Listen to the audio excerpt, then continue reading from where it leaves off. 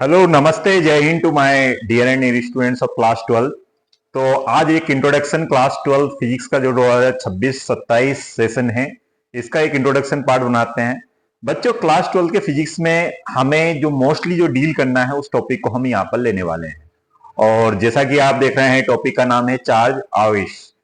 तो ये वस्तु का वह गुण होता है जो दूसरी वस्तुओं को अपनी ओर आकर्षित या प्रतिकर्षित करे, या फिर हम कहें एक ऐसी भौतिक राशि जो किसी वस्तु में विद्युत क्षेत्र उत्पन्न करने की क्षमता देती है।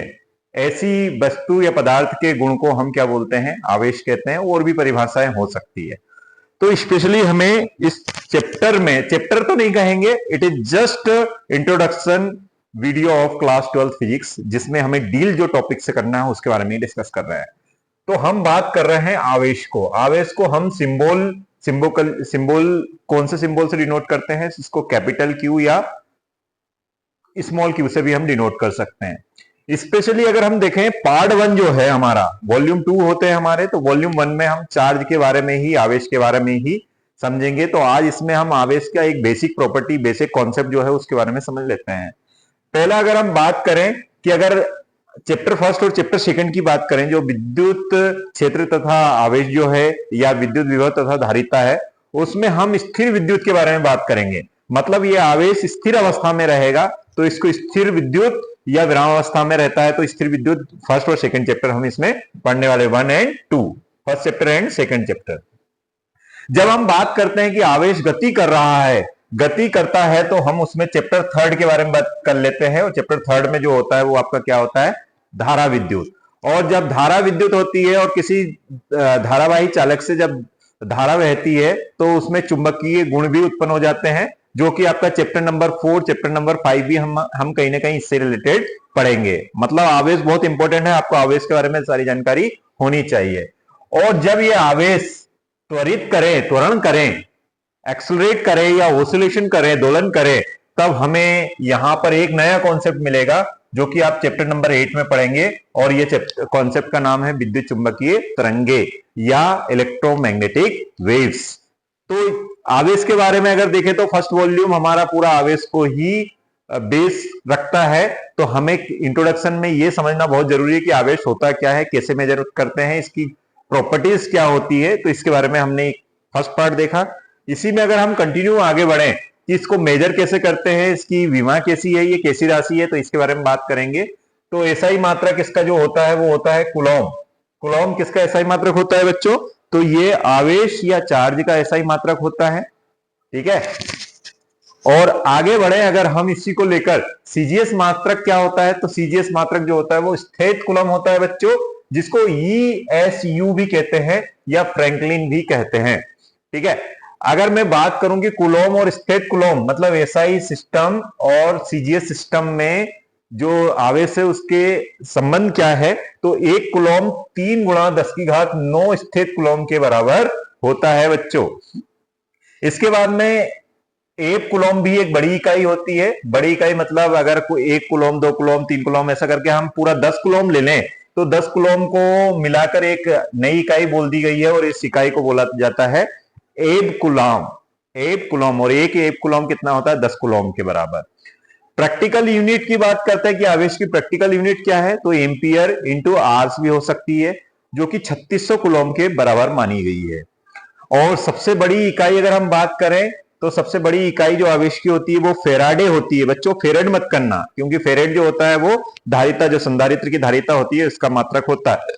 तो यह ध्यान रखना जरूरी है आपको। फेराडे जनरली इसकी जरूरत हमें पड़ती है केमिस्ट्री में जब हम आवेश के बारे में बात करेंगे। जो 96,500 कूलॉम के बराबर होता है एक फेराडे, ध्यान रखना जरूरी है।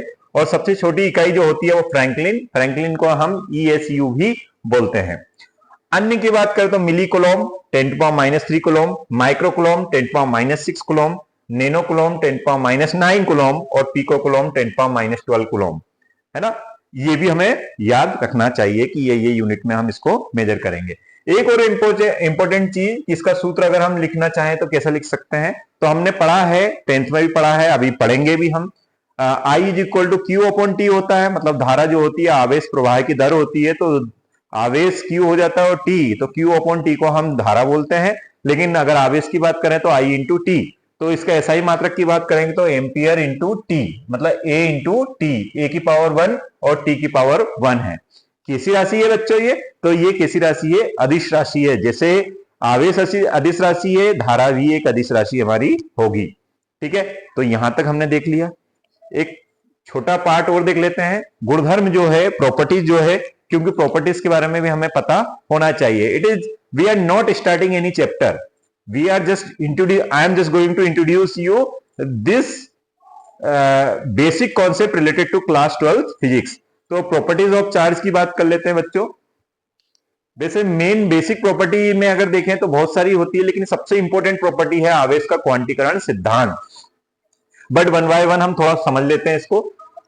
फर्स्ट प्रॉपर्टी है सजातीय आवेश एक दूसरे को क्या करते हैं? तो सजातीय आवेश एक दूसरे को प्रतिकर्षित करते हैं, रिपल्सन करते हैं। विजातीय आवेश एक दूसरे को आकर्षण करते हैं, अट्रैक्शन करते हैं। दूसरा इसमें नियम होता है आवेश संरक्षण नियम का पालन करते हैं। आवेश संरक्षण का नियम होता है इसमें, मतलब ना तो आवेश को हम उत्पन्न कर सकते हैं ना ही आवेश को नष्ट कर सकते हैं। हाँ, लेकिन हम आवेश को वन वस्तु से दूसरी वस्तु में या from one object to another object हम क्या कर सकते हैं? ट्रांसफर कर सकते हैं बच्चों। आवेश को हम जोड़ सकते हैं, आवेश को हम जोड़ सकते हैं, घटा सकते हैं। जोड़ने से क्या मतलब है? जैसे 1 कूलम आवेश है, उसमें +2 कूलम आवेश है तो 3 कूलम आवेश हो जाएगा, और 1 कूलम आवेश है और -2 कूलम आवेश है तो दोनों को जोड़ेंगे तो -1 कूलम हो जाएगा। ऐसे हम इनको जोड़ सकते हैं।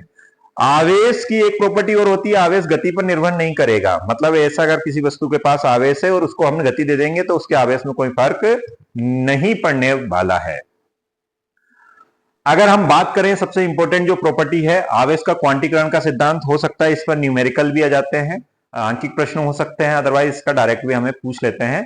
तो किसी भी आवेशित वस्तु पर आवेश सदैव विद्युत आवेश की मूल इकाई का पूर्ण आवेश, पूर्ण गुणज होता है। और मूल इकाई मतलब जो इलेक्ट्रॉन या प्रोटॉन पर जो आवेश होता है ना, मूल आवेश इसी को बोला जाता है बच्चों। कई बार वन वर्ड में या 1 मार्क में क्वेश्चन पूछ लेते हैं कि मूल आवेश का मान कितना होता है। मूल आवेश का मान 1.6 गुणा 10⁻⁻19 कूलम होता है, जो कि एक इलेक्ट्रॉन पर अगर है तो इसी को माइनस बोल देते हैं, और एक प्रोटॉन पर अगर हम लेते हैं तो इसी को प्लस का 1.6 × 10⁻⁻19 कूलम बोल देते हैं।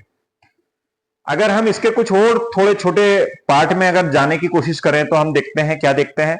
प्रकृति में स्वतंत्र रूप से पाए जाने वाला सबसे छोटा आवेश जो होता है, जिसको मूल आवेश कहते हैं, और वो इलेक्ट्रॉन या प्रोटॉन पर जो आवेश होता है, जो कि 1.6 × 10⁻⁻19 कूलम होता है, वही आपका मूल आवेश होगा।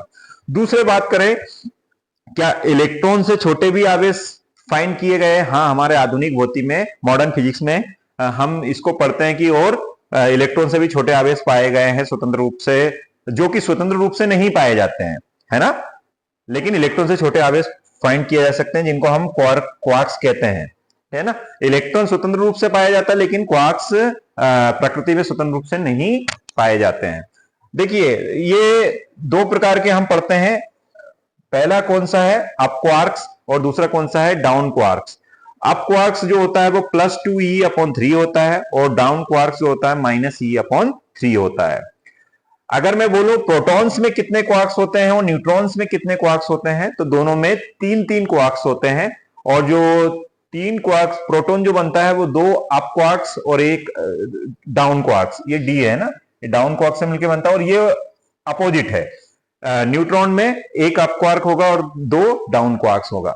आई होप अगर आप आवेश के बारे में इतना समझ लेते हैं तो हमें कोई से भी चैप्टर को आगे समझने में कोई प्रॉब्लम नहीं होगी बच्चों। एक बार और देख लेते हैं स्लाइड में, ताकि आपको क्लियर हो जाए। तो ये इंट्रोडक्शन, आवेश क्या क्या कर सकता है वो देखा हमने।